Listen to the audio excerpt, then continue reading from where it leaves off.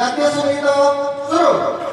জনগণমনাধিনায়ক জয় হে ভারত ভাগ্য বিধাতা, पंजाब सिंधु गुजरात मराठा द्राविड़ उत्कल बंग, भिन्न हिमाचल यमुना गंगा उच्छल जलधि तरंग, तब शुभ नामे जागे तब शुभ आशीष मागे, गाए तब जय गाथा जनगण मंगलदायक जय हे भारत भाग्य विधाता, जय हे जय हे जय हे जय जय जय जय हे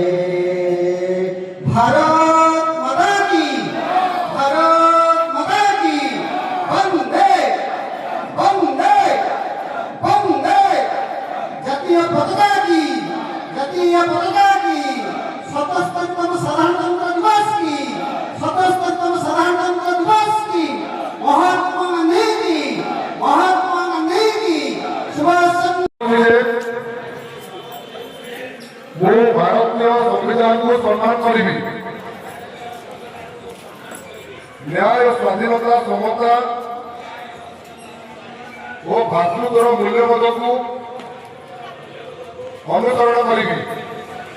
ଦେଶର ଏକତା ଓ ଅଖଣ୍ଡତା ରକ୍ଷା ପାଇଁ କାମ କରିବି। ପ୍ରକୃତି, ସାଧାରଣ ସମ୍ପତ୍ତି ଓ ସାମାଜିକ ସମନ୍ୱୟକୁ ମୁର୍ମୁ ମହୋଦୟ ମଧ୍ୟ ବହୁତ ଆହ୍ୱାନ ଦେଇଛନ୍ତି। এই দেশের শ্রমিকଙ୍କୁ ସେ ପ୍ରଶଂସା କରିଛନ୍ତି, এই ଦେଶର ସରକାରୀ କର୍ମଚାରୀଙ୍କୁ ସେ ପ୍ରଶଂସା କରିଛନ୍ତି, এই ଦେଶର ରାଜନେତାଙ୍କୁ ସେ ପ୍ରଶଂସା କରିଛନ୍ତି। ସେ ଯୁବକ ହୁଅନ୍ତୁ କି ମହିଳା ହୁଅନ୍ତୁ, ସମସ୍ତଙ୍କର ଅବଦାନ ଦେଶରେ ରହିଛି। ସେ କୃଷକ ହୁଅନ୍ତୁ, କଠିନ ପରିଶ୍ରମ ମୁଁ ଭାବୁଛି ଯେ ସବୁଠୁ ଗୋଟେ ଶ୍ରେଷ୍ଠ ସଭାପତି ହବ। ଆମେ ତ ପଛରେ କାମ କରୁଛୁ, ଆମେ ଖାଲି ସାହାଯ୍ୟ ସହଯୋଗ ବଢଉଛୁ ହାତ, କିନ୍ତୁ କଠିନ ପରିଶ୍ରମ କରି ଯେ ଘରୁ ବି ଗାଳି ଖାଏ। ଶ୍ରୀଯୁକ୍ତ ନଟକିଶୋର ମହାନ୍ତି, ଜନ୍ମ 2 ସେପ୍ଟେମ୍ବର 1959 ମସିହା, ସ୍ଥାନ ଅସ୍ତପୁରୀ। ମହାଶୟ, ମଣିଷ ଜୀବନ ନୁହେଁ କେବଳ ବର୍ଷ ମାସ ଦିନ ଦଣ୍ଡ, କର୍ମେ ଯିଏ ନର କର୍ମେ ଏକାତାର ଜୀବନର ମାନଦଣ୍ଡ। ଉତ୍କଳମଣି ଗୋପବନ୍ଧୁଙ୍କ ଏହି ଉକ୍ତିଟି ଆମକୁ ସବୁବେଳେ ମନେ ପକାଇ ଦିଏ, କିଏ କେତେ ଦିନ ବଞ୍ଚିଲା ବଡ଼ କଥା ନୁହେଁ, କଣ କଲା ବଡ଼ କଥା। ତ୍ୟାଗ, ତିତିକ୍ଷା ଓ ନିଃସ୍ୱାର୍ଥପରତାକୁ ଜୀବନର ଉତ୍ସ କରି ଆପଣ ନିଜ ଜୀବନକୁ ମାନବ ସେବାରେ ଉତ୍ସର୍ଗ କରିଛନ୍ତି। ପରିବାରର ଆର୍ଥିକ ସ୍ୱଚ୍ଛଳତା ଓ ଆରାମଦାୟକ ଜୀବନଧାରା ମଧ୍ୟ ଆପଣଙ୍କୁ ବଶୀଭୂତ କରିପାରି ନାହିଁ। କିଶୋର ଅବସ୍ଥାରେ ମାତ୍ର 15 ବର୍ଷ ବୟସରେ ପିତାଙ୍କୁ ହରାଇବା ଆପଣଙ୍କ ଜୀବନରେ ଗଭୀର ପ୍ରଭାବ ପକାଇଥିଲା ସତ, କିନ୍ତୁ ଦୟାଳୁ ଓ ସେବାଭାବୀ ଆପଣଙ୍କ ମାଙ୍କ ଜୀବନଧାରା ଓ ସଂସ୍କାର ଆପଣଙ୍କ ଚରିତ୍ରକୁ ଦୃଢ଼ କରିଥିଲା। ଏହି ସମୟରୁ ଦୁଃଖୀ, ଭୁକ୍ତ ଓ ନିରାଶ୍ରିତ ଲୋକମାନଙ୍କୁ ଦୁଃଖରେ ଠିଆ ହେବାର ମନୋଭାବ ହୋଇଥିଲା।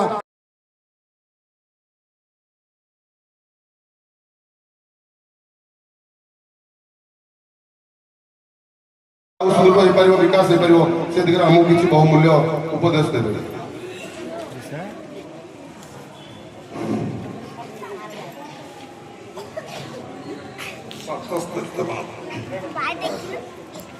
ସାଧାରଣତନ୍ତ୍ର ଦିବସ ଅବସରରେ ସବୁଜ ଶାଖା ପ୍ରାଙ୍ଗଣରେ ଉପସ୍ଥିତ ମୋର ମା ଓ ଏ ଅଞ୍ଚଳର ସଚେତନ ନାଗରିକମାନେ, ପିଲାମାନେ, ବାସ୍ତବିକ ମୋ ବେକରେ ଯୋଉ ବୋଝ ପଡିଛି ମତେ ବହୁତ ଓଜନ ଲାଗୁଛି, ଯାହା ସହିତ କେହି କେବେ ତୁଳନୀୟ ନୁହେଁ। ପାଇବାର ଯୋଗ୍ୟ ବୋଧେ ଆଉ କେହି ନ ହେଇପାରେ। এই ଅବସ୍ଥାରେ ମୋର ଆଉ ଗୋଟେ କଥା ବି ମନେ ପଡୁଛି, ମୁଁ ବୋଉକୁ ନେଇ ପାଖରେ ରଖିଥାଏ, ଯୋଉଟାରେ କି ଘରେ ବିଭ୍ରାଟ ହଉ, ବଜାର ଘାଟରେ ବିଭ୍ରାଟ ହଉ, ନିଜ ପରିବାରରେ ସ୍ୱାମୀ, ସ୍ତ୍ରୀ, ପିଲା ଛୁଆ